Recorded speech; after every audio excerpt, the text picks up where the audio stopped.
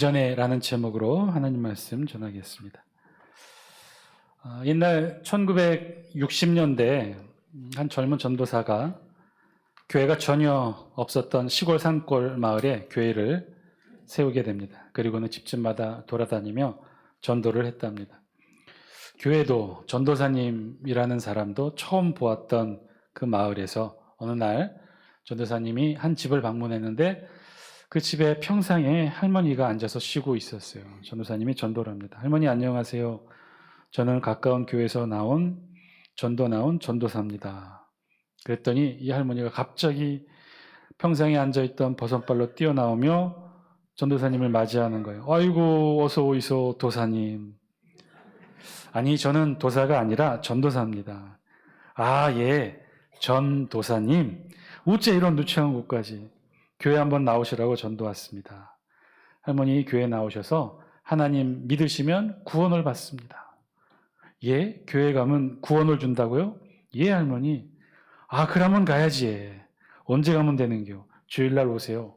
저 앞에 교회로 오시면 돼요. 오늘 마침 토요일이니까 내일 오시면 됩니다. 알겠습니다. 내일 내가 가겠습니다. 다음날 주일 예배가 됐는데 할머니가 안 오신 거예요. 철석같이 약속한 할머니가 오지 않아서 전도사님이 실망해 있었는데 예배가 거의 끝날 무렵에 할머니가 오셨어요.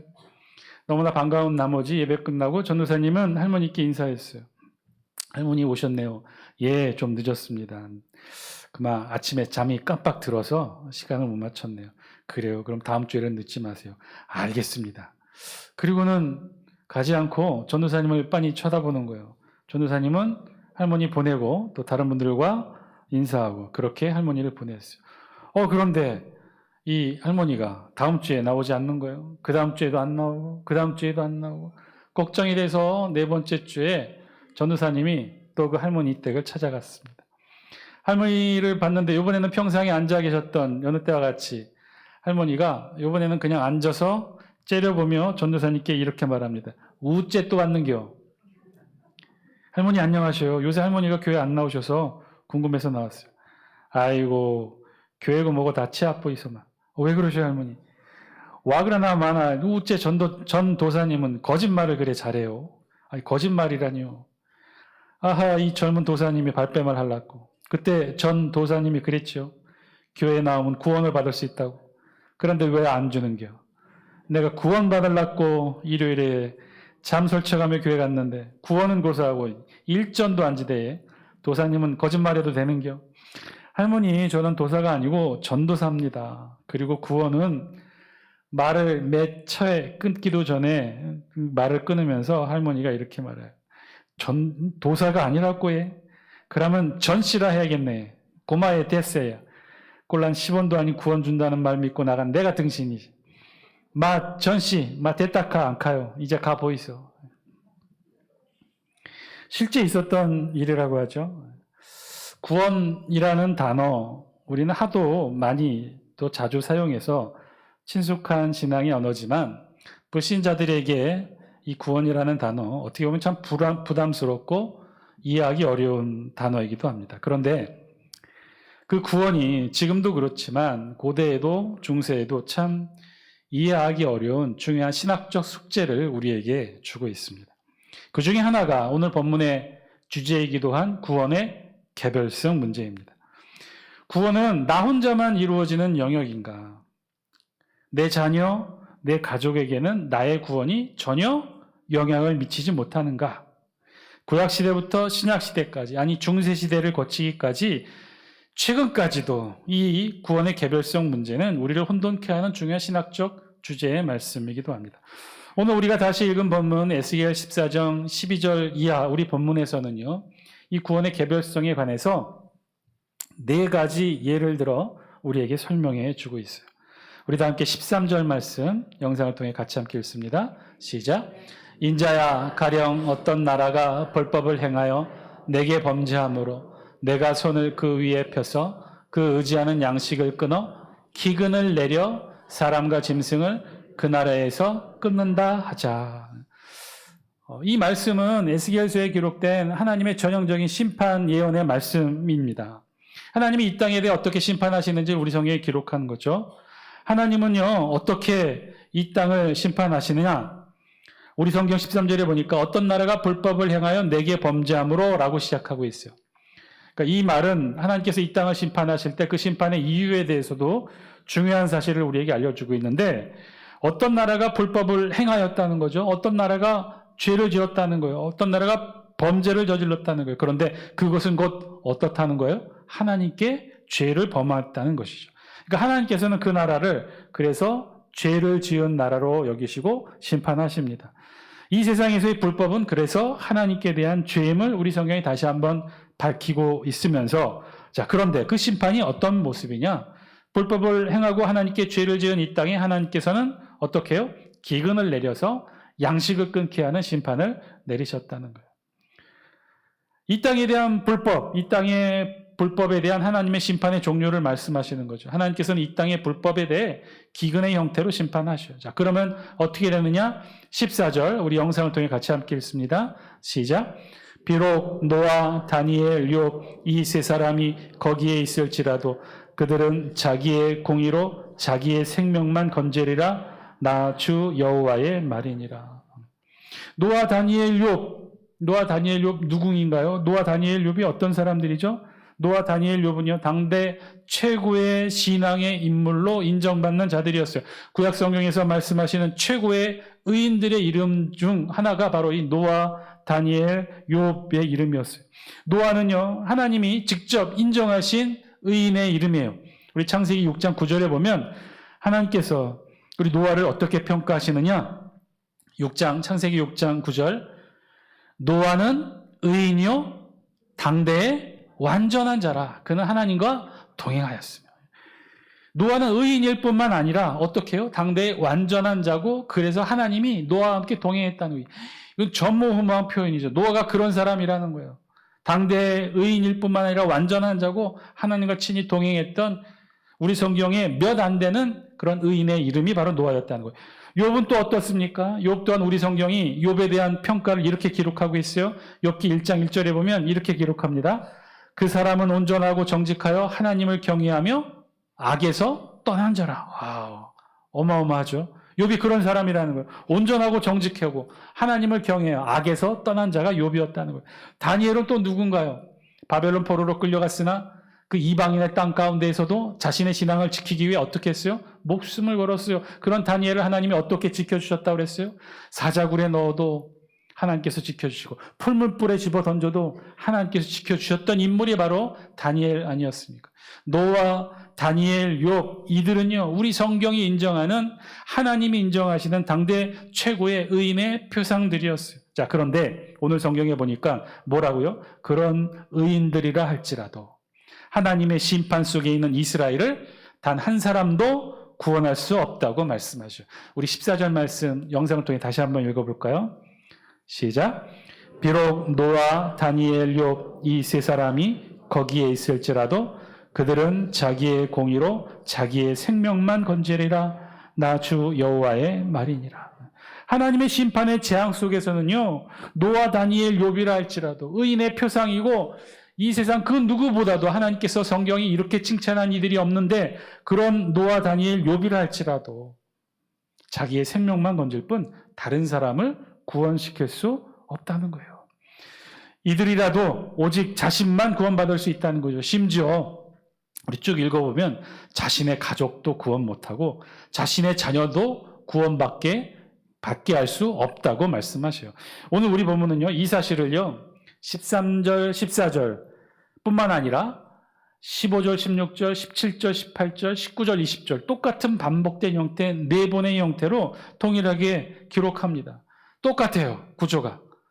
바뀌는 건 하나님의 심판의 내용만 잠깐씩 바뀝니다. 13절에는 하나님의 심판이 기근으로, 15절에는 하나님의 심판이 사나운 짐승의 해로, 17절에는 칼로, 19절에는 전염병으로 하나님의 심판이 바뀔 뿐 그 내용은 동일하다는 거예요. 동일하게 이 하나님의 심판의 법칙, 작동하는 법칙이 있는데 그 법칙은 어떤 거냐? 하나님의 심판이 임한 자리에는요, 노아, 다니엘, 욥이라 할지라도 그 누구도 다른 사람을 구원시킬 수 없다는 거예요. 자기 자신밖에 구원할 수 없다는 거예요. 그래서 우리 16절에 이렇게 표현하고 있죠. 우리 16절 영상을 통해 같이 한번 읽습니다. 시작.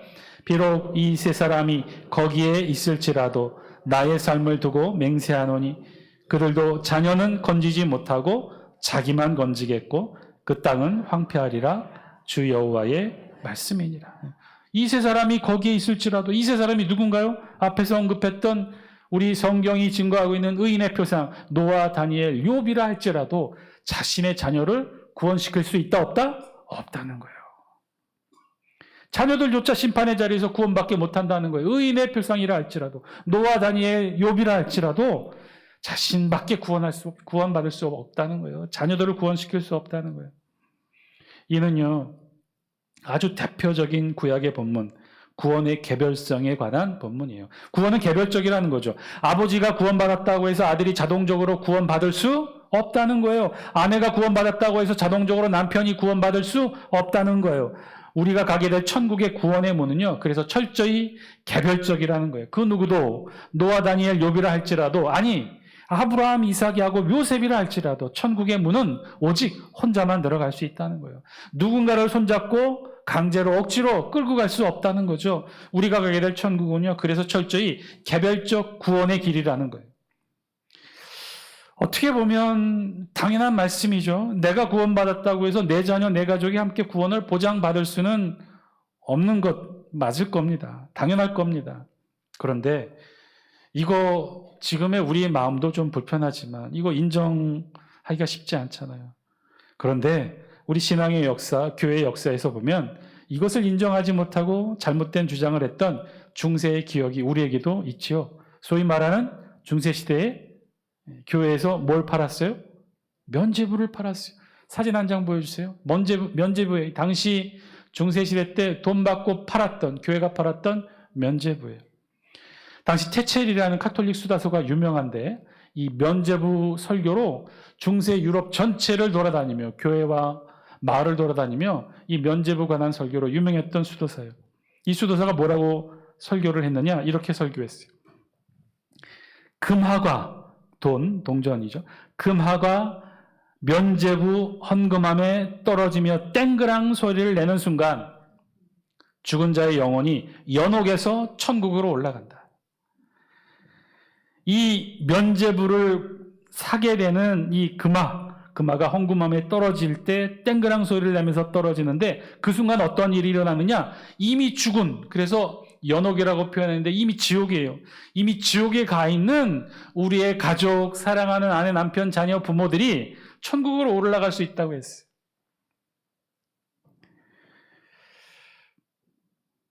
이게 어떻게 가능할 수 있을까? 유럽 교회에 좀 특이한 모습들 중에 하나가 있는데요.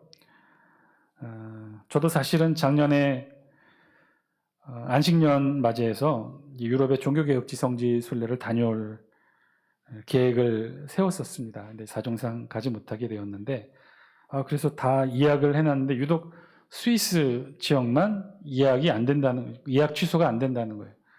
그래서 그냥 다 돈을 날리게 생겨서 비행기 티켓도 그렇고 모든 것들. 그래서 이제 휴가를 그쪽으로 다녀오게 되었습니다. 저도 난생 처음 스위스를 가보게 됐는데 스위스 가보니까 제가 가본 제 기준으로 봤을 때 두 가지 때문에 놀랐어요. 첫 번째는 그 자연 환경 때문에. 이건 정말 제가 갔다 오고 나서도요. 여러분께 이 말을 못했어요. 제가 죄송스러워서. 저만 혼자 좋은 거 보고 온 것 같아서 너무나 죄송스러워서. 한마디로 말해서 어나더 레벨이에요. 이건 지구의 모습이 아니에요. 무주구천동, 전에 어떤 목사님이 그랬다고 하던데 무주구천동이 한국의 스위스라고 이렇게 표현했는데 그거 거짓말이에요.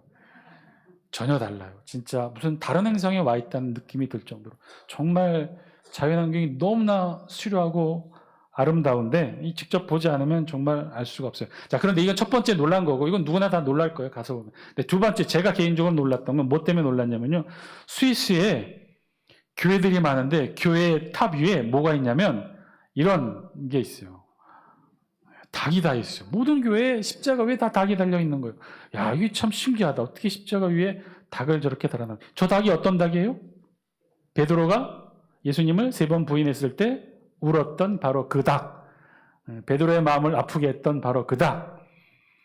그래서 베드로가 힘들고 지칠 때 뭐 먹으면 벌떡 일어난다고 그랬어요? 삼계탕 먹으면 벌떡 일어난다는 바로 그 닭. 그래서 중세 시대 때 저 닭은 왜 십자가 왜 세웠느냐? 예수 그리스도의 고난을 상징한다고 해요. 예수 그리스도의 순환을 상징하기 때문에 특히 스위스뿐만 아니라 유럽 지역에 상당히 많은 교회에 저 십자가에 위에 닭을 그려놓습니다. 그런데 제가 놀란 건 저 닭뿐만 아니라 뭐 때문에 놀랐냐면요.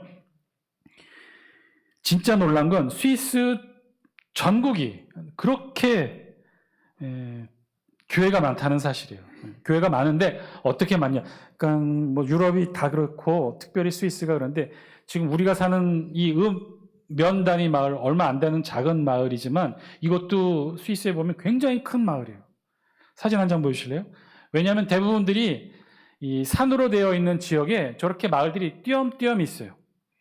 그리고 제가 지금 두 번째 사진 보여주시면 직접 찍은 사진을 보여드리려고 했었는데 그 사진을 내가 못 찾아서 지금 저 사진을 보여드렸는데 진짜 절경 같은 산이 있으면 산 아래에도 마을들이 있고 산 중턱에도 마을들이 있고 심지어 산 꼭대기에도 마을이 있는데 제가 놀란 것은 산 아래에도 교회가 있고 산 중턱에도 교회가 있고 산 꼭대기에도 교회가 있어요. 걸어 올라가면 물론 시간이 걸리겠지만 그래도 10분, 20분 내외예요. 그런데 마을마다 교회가 있다는 거예요. 마치 꼭 어떤 느낌이냐면 우리가 마을마다 꼭 뭐가 있습니까? 우리 읍에도 있고 면에도 있고 동에도 있는 게 뭐죠? 면사무소처럼 꼭 그렇게 있다는 거예요. 교회가 그렇다는 거예요. 면사무소처럼 읍면사무소, 읍사무소, 면사무소처럼 그렇게 교회들이 다 있다는 거예요. 그리고 교회도 그냥 허름한 교회냐? 대충 십자가 그렇지 않아요. 정말 멋지게 아주 작은 교회, 작은 마을이라 할지라도 얼마나 예쁘게 잘 꾸며놓은지 몰라요. 더 놀라운 사실은요. 저도 주일을 그래서 그 현지 교회에 예배를 드렸는데 현지 교회에서 예배를 드렸는데 예배 드리는 성도의 숫자가 진짜 적었어요. 그날은 세례받는 아이가 있었기 때문에 세례받는 가족들이 참석을 해서 한 10명 가족이 참석했고 나머지가 일반 성도들이 참석했는데 나머지가 우리 가족 포함하여 10명도 안 되는 거예요. 전체가 20명도 안 됐던 거죠. 근데 예배를 드립니다. 더 놀라운 것은 헌금 시간이 따로 없어서 예배 끝나고 나갈 때 헌금함, 문 앞에 있는 헌금함에 헌금을 넣게 되었는데 뭐 감사헌금 포함해서 스위스는 독일어를 사용하고 화폐는 스위스 프랑입니다. 그래서 지폐 한 10만 원 돈 스위스 프랑으로 준비를 해서 헌금을 하려고 봤는데 어이구 헌금함이 특이하게 생긴 거예요. 헌금함 나무 상자가 되어 있고 그 위에 나팔관 모양의 관이 좀 휘어진 형태로 되어 있는 거예요. 그래서 이걸 넣으면서 야 이게 제대로 굴러갈까? 중간에 막히지 않을까? 생각을 한 거죠. 그러니까 그 헌금함의 목적은 동전을 넣기 위한 목적의 헌금함이에요.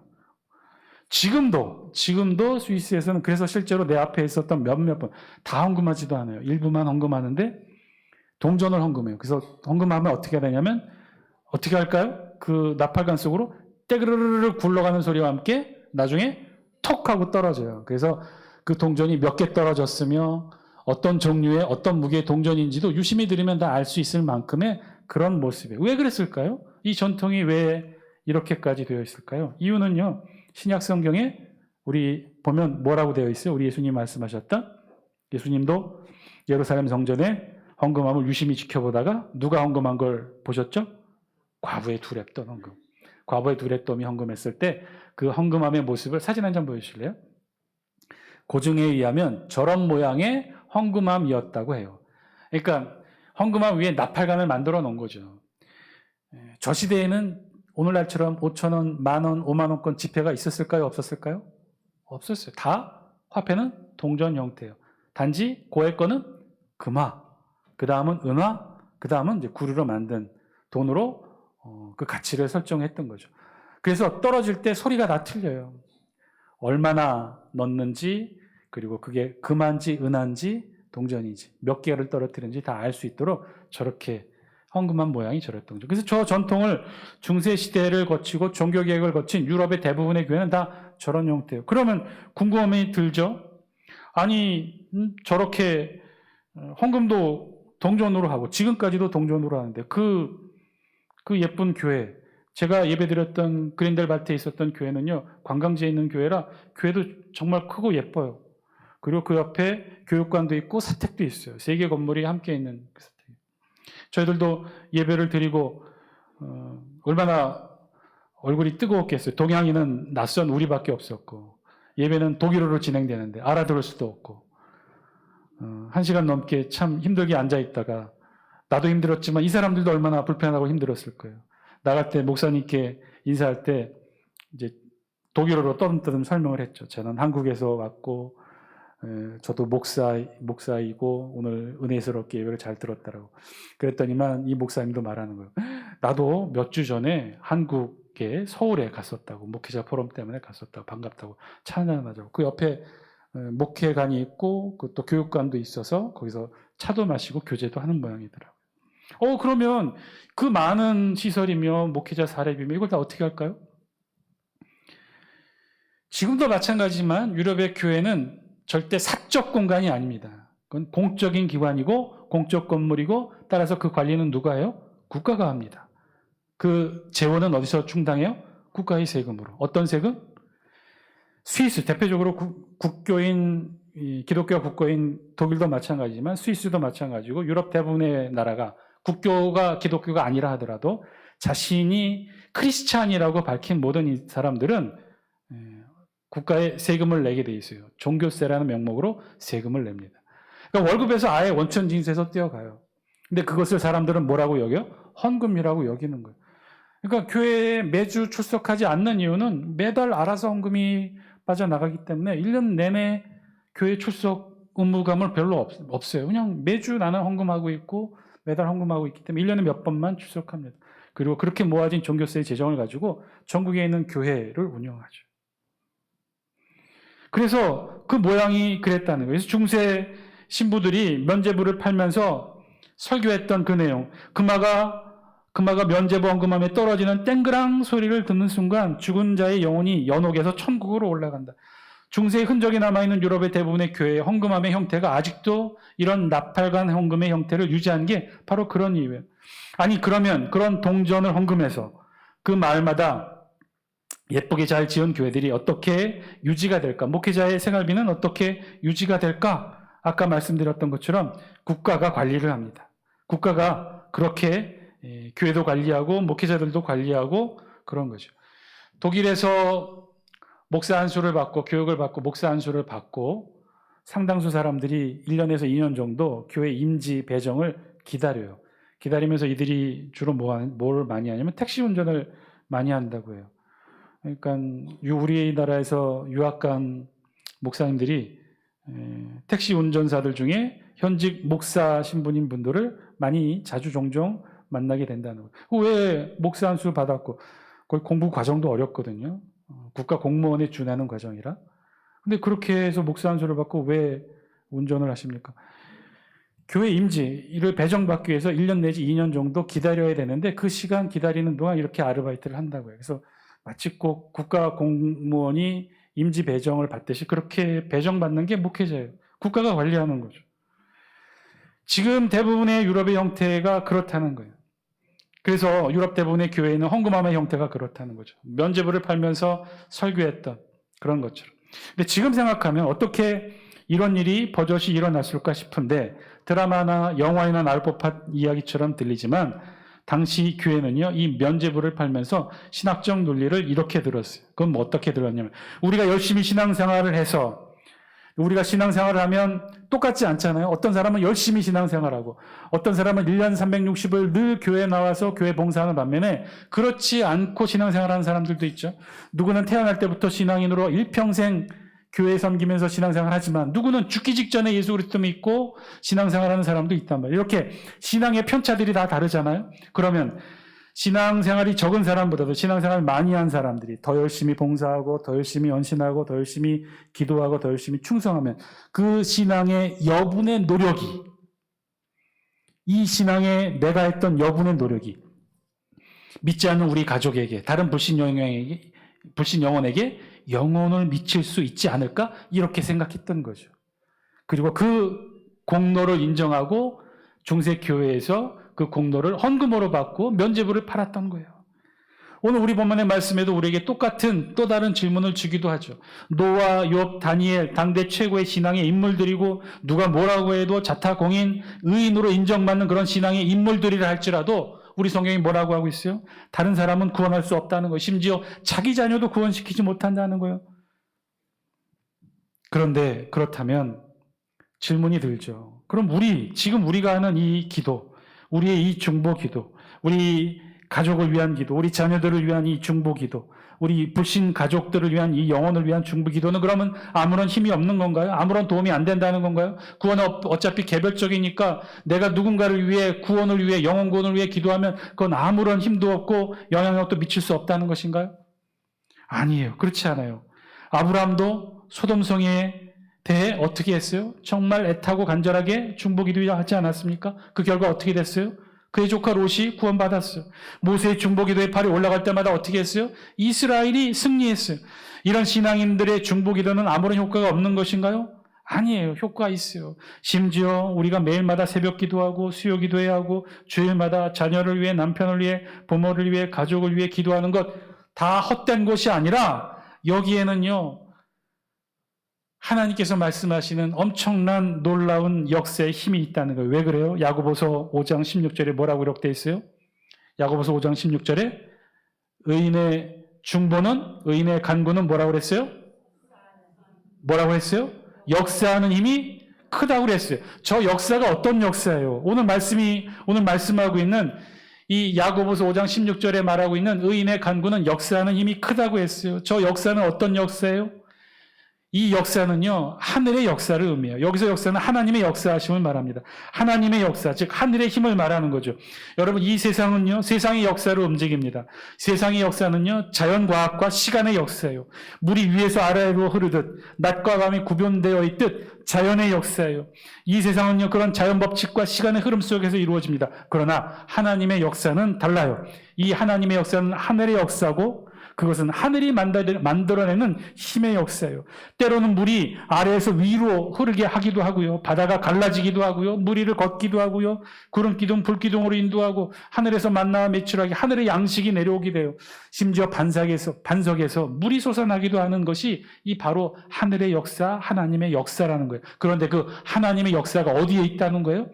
어디로부터 기원한다는 거예요? 의인의 간구, 의인들의 기도, 저와 여러분들의 기도에, 중보 기도에 이런 큰 하늘의 역사의 힘이 있다는 거예요. 지금 우리의 기도가 얼마나 많은 중보의 능력을 행하는지 우리의 신앙의 모습 돌이켜보면 우리도 잘 알고 있죠. 우리도 지나간 시간 동안 우리가 했던 기도들이 어떻게 됐습니까? 응답 안 된 게 있습니까? 다 이루어지지 않았습니까? 우리의 기도에는요, 의인의 간구에는 역사하는 힘이 큰 줄로 믿습니다.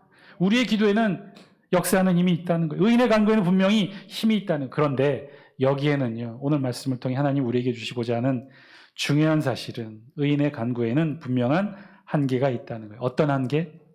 하나님의 심판이 확정되고 이미 하나님의 심판이 내려지고 있는 상황에서는요, 의인의 간구가 소용없다는 거예요. 하나님의 심판이 이미 진행 중인 상황에서는요, 의인의 간구가 소용이 없게 되는 거예요. 의인의 간구, 중보, 기도의 영향은요, 오직 하나님의 심판이 내려지기 전까지 아주 커다란 힘과 능력을 가지게 된다는 거예요. 하나님의 심판이 시작된 뒤에는요, 아무 소용이 없다는 거예요. 노아, 다니엘, 욥, 모세가 중보 기도해도 하나님의 심판이 시작된 이후에는 소용없다는 거예요. 오늘 우리 성경은 그 사실을 알려주기 위해 우리 본문이 기록되어 있습니다.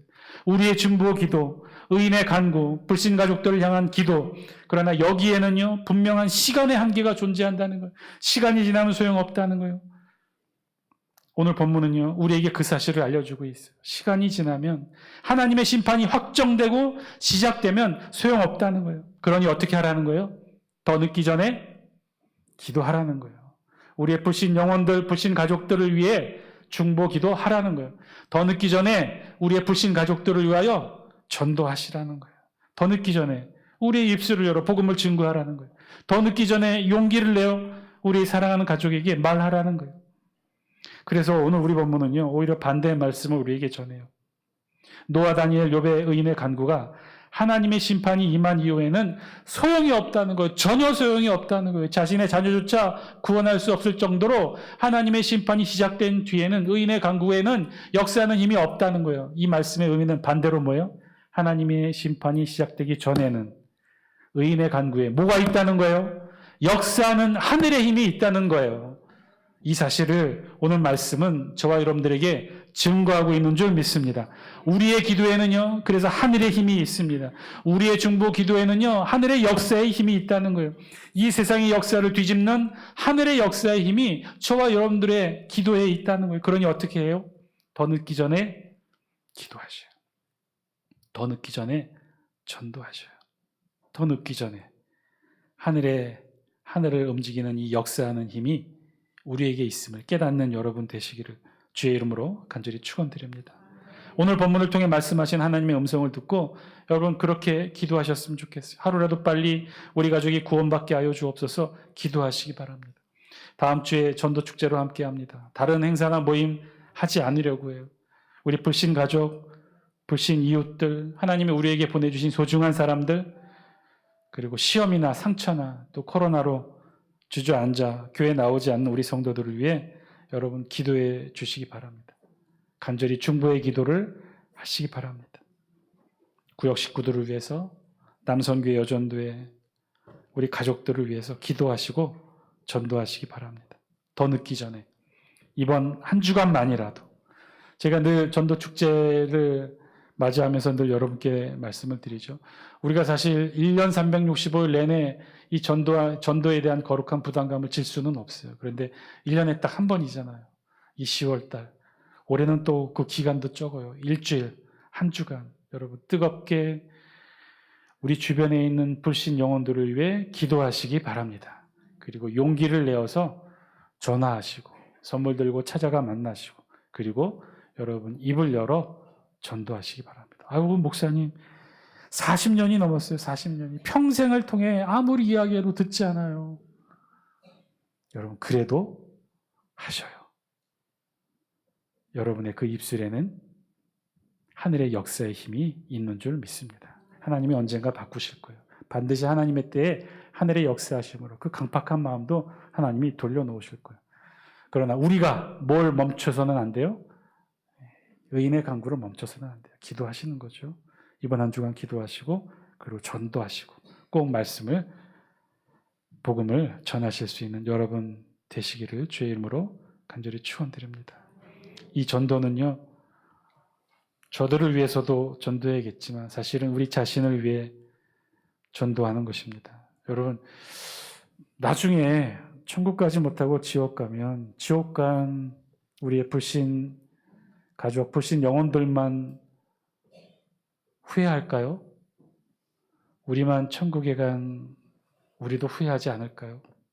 우리 가족, 우리 자녀, 우리를 낳아주시고 길러주신 우리 부모님, 그렇게 효의 마음을 다하고 싶어도 하지 못했던 진짜 효도는 어떤 걸까요? 우리만 천국에 가서 그 효의 마음을 누릴 수 있을까요? 진짜 천국에 가서 땅을 치고 가슴을 찢고 후회하는 사람이 누굴까요? 저와 여러분 하늘에서 후회하지 마시고 더 늦기 전에 우리의 가족들을 위해 기도하시고 전도하시는 여러분 되시기를 주의 이름으로 간절히 축원드립니다. 기도하시겠습니다.